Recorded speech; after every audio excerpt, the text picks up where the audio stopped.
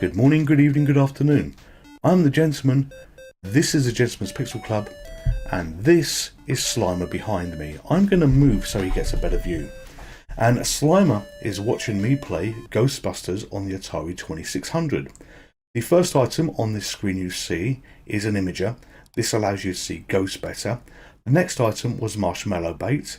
The next item was a vacuum. And finally we have traps.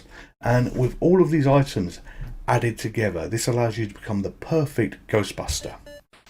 I'm seeing the film later today and I wanted to do a Ghostbuster video just to put myself in the spirit, no joke intended, for the film. And I figured, what am I going to do? In my mind it was going to be the Spectrum version, the Commodore version, but I went to Google thinking, well, there's the real Ghostbusters as well. Maybe there's a great game that I'm missing here. And what popped up on this list? The Atari 2600 version of it. This game never existed as far as I was concerned, and this was a proper commercial release. And I fired this up originally and thought, bloody hell, this is a great conversion for such an old console, and it did have a legitimate proper release here. I've got to do this.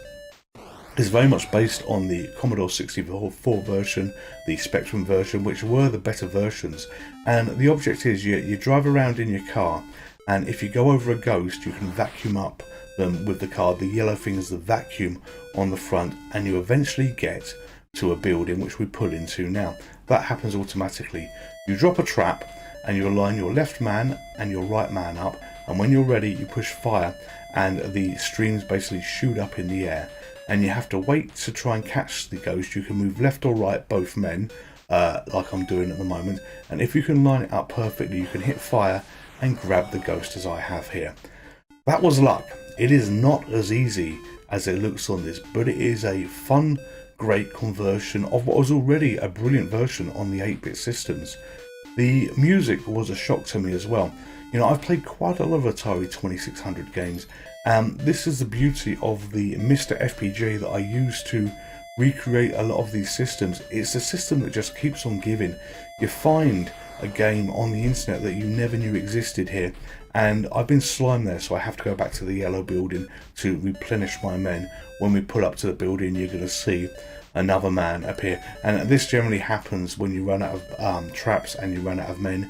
You've got to do this, and you have to go to the yellow building before you can go to the red buildings. But yeah, the beauty of the MiSTer FPGA, that gives you so many options for games, and games that you never knew existed.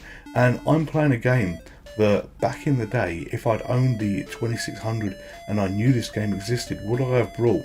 Based on the gameplay that I'm seeing here and the gameplay that is replicated from the home computer versions, absolutely no two ways about it. The men are a little hard to control. You can cross the streams as well, so if you get them too close together, the green beams cross and it knocks both men out.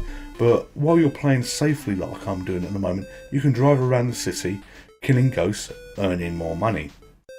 The PK stands for PK meter, and this is ghosts in the city.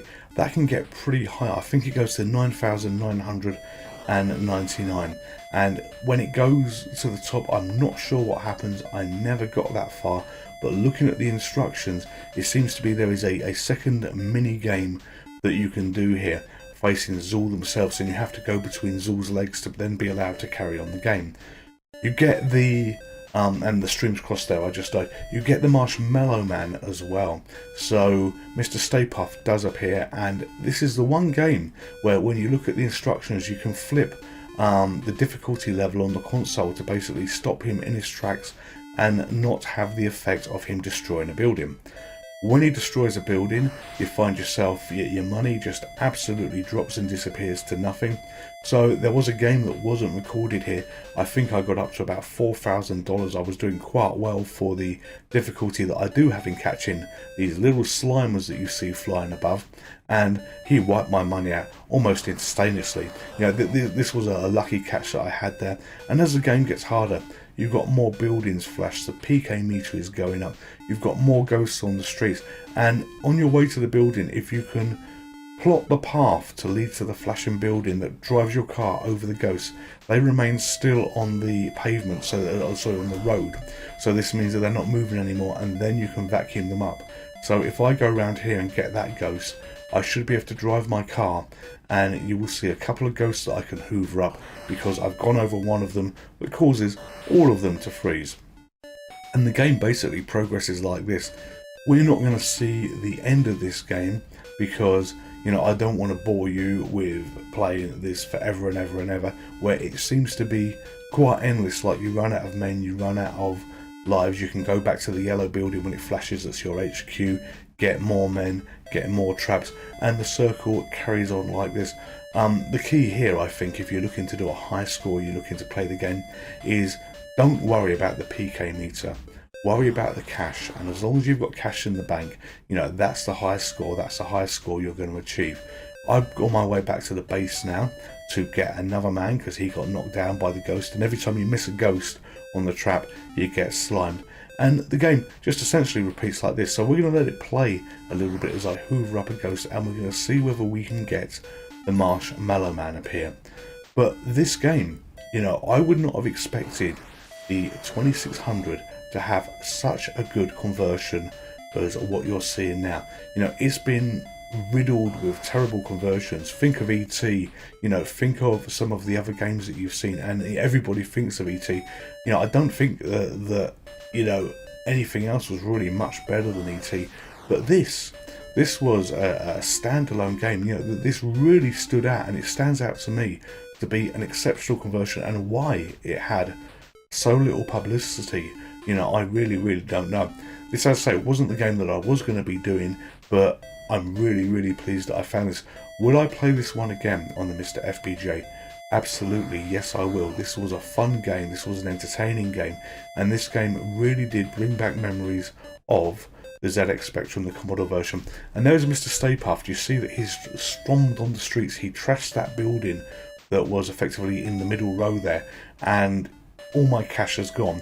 So we're going to call this pretty much game over from my point of view. You know, I could carry on, I could play, and there he goes again, wrecking more buildings, but we'll stop here. If you like this, grab an emulator, grab your MiSTer FPGA, and fire up Ghostbusters. It's worth your time. Would you like to play again? Hello there, just a quick word from me. If you're a subscriber to this channel, thank you very much. Honestly, it means the world to me and the world to Harun that I'm holding. Harun would like all of you to be subscribers to this channel, and if you are this far through the video and you haven't subscribed, but you feel that I have earned your subscription through the content that you've seen so far, please consider subscribing. It makes me happy, it makes Harun happy, and when Harun's happy, everybody's happy. Thank you very much. Stay safe and take care. Goodbye.